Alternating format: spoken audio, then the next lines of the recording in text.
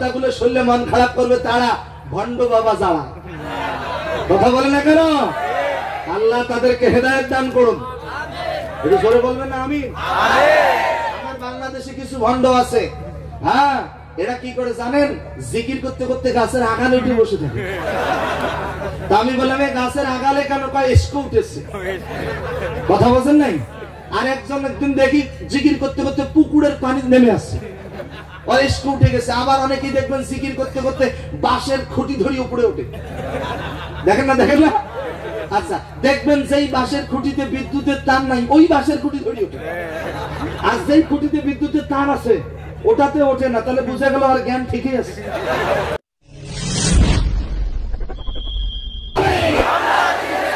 তাফসীর মাহফিল যেখানে, সুদ আছে যেখানে, মাদক আছে যেখানে, ইয়াবা যেখানে আছে নাকি? আমার দেশে ইয়াবা খোর আছে।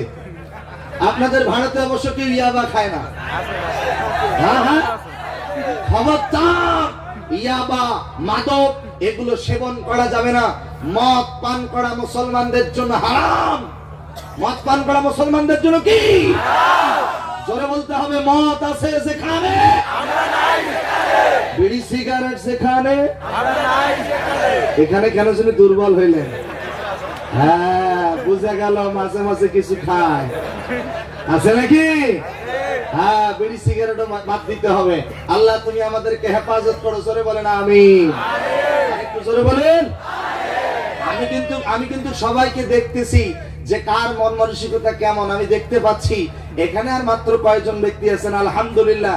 আমি কিন্তু বাংলাদেশের ওরকম বক্তা না যে চোখ বন্ধ করে ওয়াজ করি। এক বক্তা চোখ বন্ধ করে আলোচনা করতেছে, 30 মিনিট পর চোখ খুলে দেখে কোন শ্রোতা নাই, বাম পাশে একজন বসে আছে। তা বলতেছে, আমার আলোচনা শুনে সবাই চলে গেল, আর একজন আল্লাহওয়ালা বসে রইল। তো যিনি বসে আছেন তিনি বলছে, হুজুর আমি আল্লাহওয়ালা না, আমি মাইকওয়ালা, দয়া করে মাইকটা ছেড়ে দেন, আমিও যাই। বোঝেন নাই? তা আমি কিন্তু চোখ বন্ধ করে আলোচনা করতেছি না, আমি দেখতেছি আপনাদের মন মানসিকতা ঠিক আছে কিনা। তবে আলহামদুলিল্লাহ, এত রাত পর্যন্ত আপনারা যে জেগে আছেন, এটা শুধুমাত্র কেবলমাত্র আল্লাহর ওয়ালিদের মুজিজায় আপনারা বসে আছেন। আরে কোসর বলেন আল্লাহু আকবার।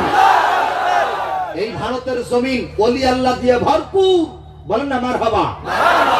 আমাদের বাংলাদেশে ওলি আল্লাহ রয়েছে। সিলেটের জমিনে শুয়ে আছেন হযরত শাহজালাল ইয়ামিনী রাহমাতুল্লাহি আলাইহি। তিনি সিলেটের জমিনে ইয়ামেন দেশ থেকে এসে নারায়ে তাকবীর স্লোগান দিয়েছে। রাজা গৌর গোবিন্দর 14 গোষ্ঠী সাফ কইরা নারায়ে তাকবীর স্লোগান সিলেটের জমিনে প্রতিষ্ঠিত করেছেন। চিৎকার দিয়ে বলেন আল্লাহু আকবার।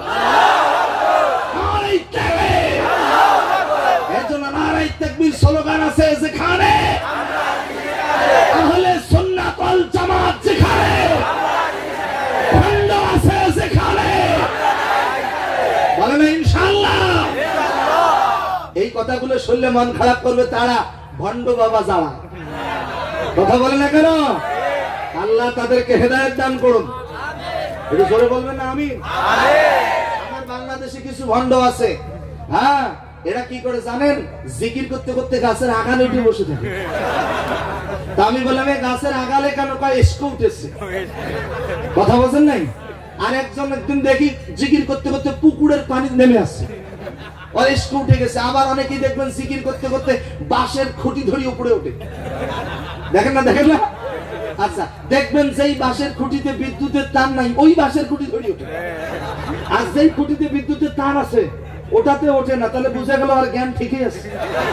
কথা বলবেন না কেন? ভাই রে ভণ্ড। তবে আলহামদুলিল্লাহ, আলহামদুলিল্লাহ, আমার দেশটা আলহামদুলিল্লাহ কিছু কিছু ভণ্ড আছে, কিন্তু হক্কানি উলামায়ে কেরাম তারা দ্বীনের স্বার্থে, ইসলামের স্বার্থে সকল কিছু ত্যাগ করে তারা ইসলামের সাথে লেগে আছে, যাদের কারণে আমরা সঠিক ইসলামটা পেয়েছি। বলেন আলহামদুলিল্লাহ। আমার রংপুরে শুয়ে আছেন হযরত কারামত আলী জৈনপুরী রহমতুল্লাহি আলাইহি। বাগেরহাটে শুয়ে আছেন হযরত খানজান আলী রহমতুল্লাহি আলাইহি।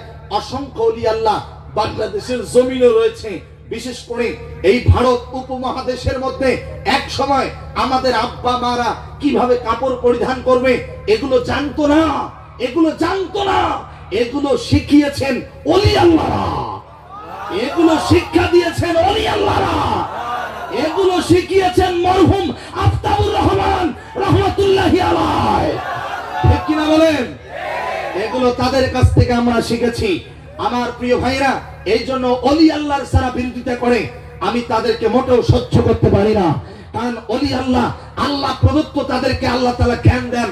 নবীজি যতদিন পৃথিবীতে ছিল ততদিন পর্যন্ত ওহীর দরজা খোলা ছিল। নবীজি নাই, কিন্তু ইলহামের দরজা কিয়ামত পর্যন্ত জারি থাকবে।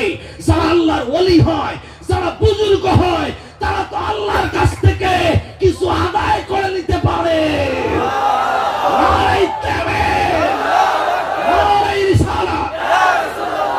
চলবে আলোচনা, চলবে চলবে।